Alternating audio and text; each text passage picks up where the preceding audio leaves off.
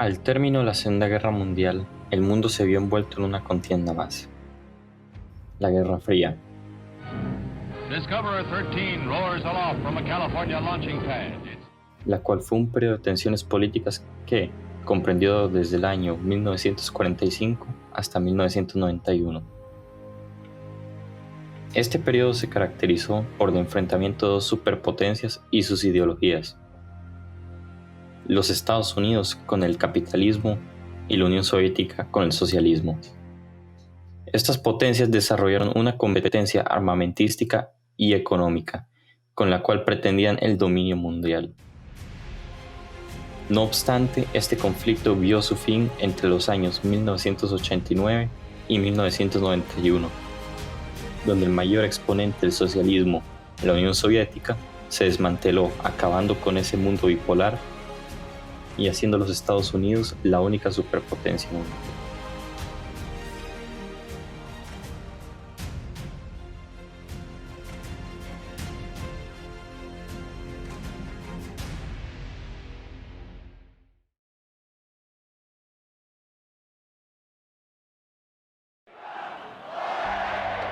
Con la disolución de la Unión Soviética, los Estados Unidos se proclamaron como los vencedores de la contienda.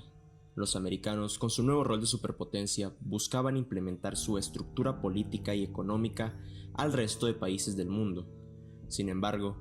el mundo había cambiado, había dejado de ser ese mundo bipolar de socialismo y capitalismo. Ahora, el planeta estaba en proceso de globalización, por lo que los Estados Unidos, si querían aplicar su sistema económico a todo el mundo, tenían que adaptar su sistema al nuevo panorama en el que se estaba desarrollando el planeta.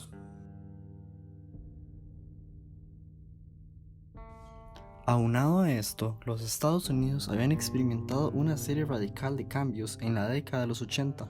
donde el presidente republicano Ronald Reagan, conocido por sus ideas conservadoras y anticomunistas, propone el libre mercado y la reducción de los aranceles. I say, stand aside because we can and we will. Esto lo único que provocó fue un incremento desproporcionado en las diferencias socioeconómicas en la sociedad norteamericana, en donde los ricos se hicieron aún más ricos y el proletariado, para poder sostener su nivel de vida, tuvo que endeudarse en sobremanera, llegando a datos nunca antes vistos en la sociedad norteamericana, en donde se estimaba que en los 80 el 1% más rico de los norteamericanos recibía el 9% de los ingresos. Además, que los índices de expectativa de vida entre las personas pobres y ricas había aumentado de una forma considerable, pasando de 2.8 años entre 1980 y 1982 a 4.5 años entre 1998 y el año 2000.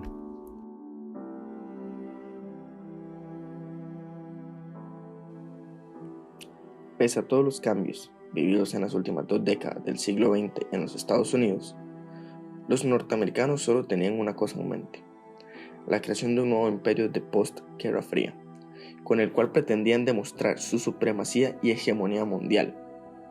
Y es así como en septiembre del año 2000 surge el proyecto Rebuilding America's Defenses, Strategy,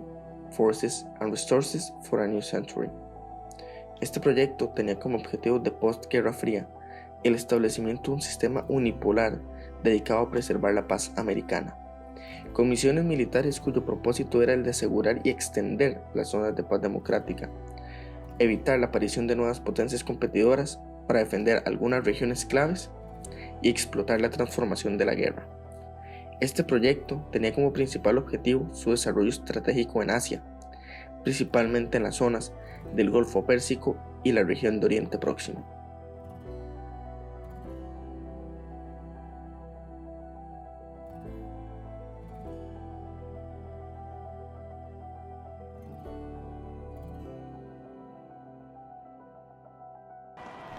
Es así como inicia la presidencia del republicano George Bush, quien a inicios de su mandato revivió las políticas de Reagan, con apoyo a las ideas neoliberales, una fuerte relación con los neocons y el cercano contacto con la derecha cristiana, misma que iba a ser determinante en su enfrentamiento contra el fundamentalismo islámico. Uno de los motivos principales por los cuales la guerra contra el terrorismo se propició fue por el caso omiso que hubo por parte de la presidencia Bush con respecto a los múltiples avisos que realizó la presidencia de Bill Clinton sobre la posibilidad de ataques terroristas en suelo norteamericano. Como se explica en el libro Por el bien del imperio de Joseph Fontana, la administración Bush se burlaba de la obsesión que tenía Bill Clinton con Osama Bin Laden y el grupo Al-Qaeda, por lo que la administración Bush decidió pasar por alto toda la información que les ofrecían y se concentraron en su proyecto de ser la única superpotencia del mundo. Sin embargo, uno de los datos más impresionantes sobre la falta de importancia dada por parte de la presidencia Bush al tema del terrorismo fue cuando Condoleezza Rice, la secretaria de Estado, pasa por alto los informes de la FBI, la NASA y la CIA sobre un posible ataque terrorista que Osama Bin Laden podría realizar en suelo americano, donde además, en estos informes, se hablaba de que uno de los posibles métodos del ataque sería el secuestro de aviones.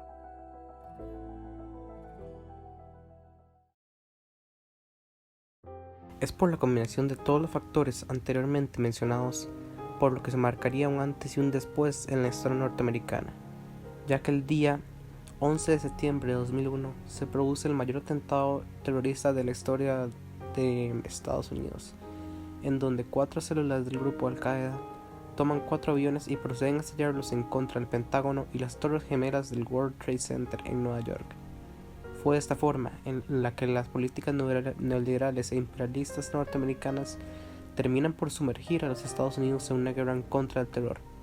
No obstante, este ataque en suelo americano trajo serias consecuencias, como la creación de políticas que reforzarán el poder presidencial y el secretismo de los órganos dirigentes. De igual forma, se generan varios cambios políticos muy importantes, ya que el 26 de octubre de 2001 surge el Acta Patriótica, en la cual se facultaba un estado de policía, donde se otorgaba al gobierno nuevas y amplias facultades para invadir la esfera privada, permitiendo inclusive espiar comunicaciones ajenas. De igual forma, sirvió para justificar las graves faltas a los derechos humanos, como las torturas o reclusión por parte de la CIA en sus cárceles esparcidas por todo el mundo. Asimismo, se acordó que el presidente podía, como comandante en jefe, autorizar el encarcelamiento preventivo por un tiempo definido y el uso de la violencia en los interrogatorios de los detenidos en el campo de batalla. De esta misma manera, se acordó que los sospechosos de terrorismo podrán ser juzgados por comisiones militares. Así fue como el presidente George Bush, en su discurso del 20 de septiembre del 2001, llama a la guerra contra el terrorismo en todo el mundo. El primer enfrentamiento de este conflicto fue contra Afganistán, esto debido a que se sabía que en este país era donde se había organizado el ataque terrorista del 11 de septiembre. Los estadounidenses pusieron en marcha un operativo con fuertes bombardeos, logrando sacar a los talibanes del poder. En este momento, los americanos cometerían un grave error, ya que al momento de la victoria en territorio afgano, los norteamericanos no sabían a quién nombrar como gobernante en Kabul, capital de Afganistán.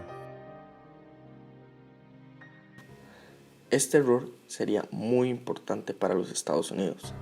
ya que representaría uno de los primeros resultados de la guerra contra el terrorismo. Y esto es debido a que los norteamericanos, a la hora de empezar la invasión en Afganistán,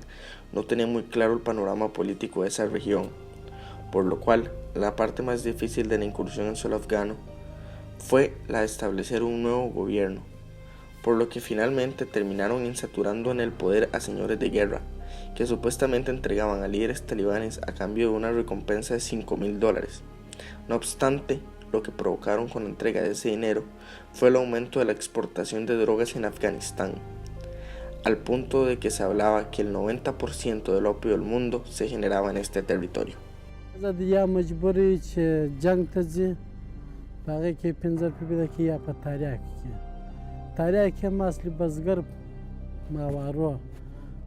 De igual forma, los resultados de la guerra en Afganistán fueron terribles, ya que aunque hubo un aumento en el número de proyectos e inversiones de mala gestión, de esta no permitió el avance económico, político y social, al punto que solo el 6% de la población afgana tenía suministro de electricidad.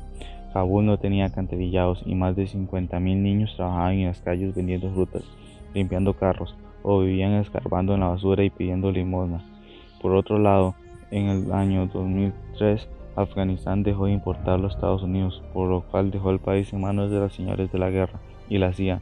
lo que provocó que los talibanes volvieran a recuperar terreno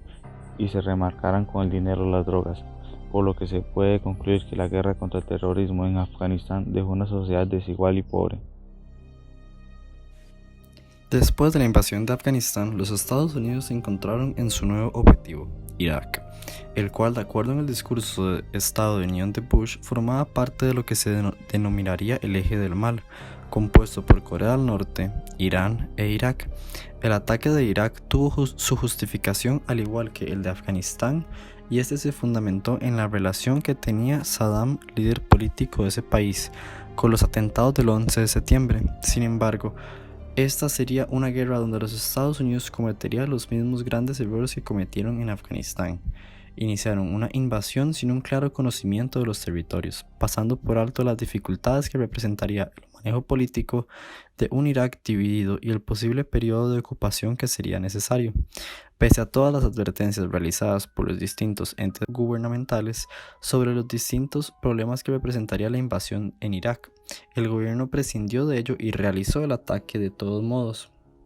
Al igual que con Afganistán, la victoria estadounidense fue contundente. No obstante, el verdadero problema lo tendrían con el establecimiento del gobierno nuevamente.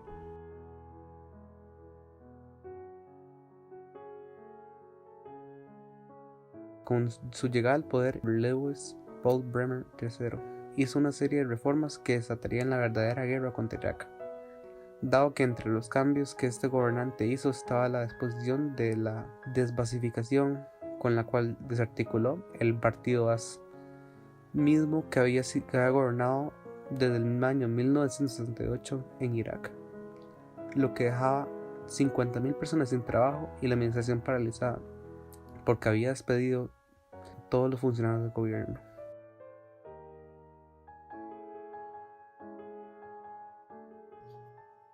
No obstante, la reforma más grave no sería la desintegración del partido Ba'ath, sino más bien la orden de disolución de identidades, que afectaría al ejército iraquí, al Ministerio de Defensa y a los servicios militares de inteligencia. Por motivo de la desintegración del ejército, más de 300.000 hombres con preparación militar y armamento quedaban en las calles sin salarios y pensión.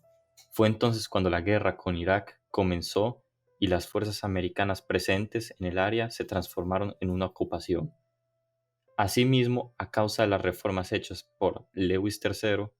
y el descontento social iraquí, se iniciaba una guerra civil en Irak, en donde Bremer, para solucionar el conflicto que había iniciado, propone la redacción de una constitución política. Sin embargo, a este proyecto se le opuso Ali al-Sistani, quien decía que los estadounidenses redactarían una constitución a su estilo. En consecuencia, exigía que la constitución fuera redactada por iraquíes electos democráticamente.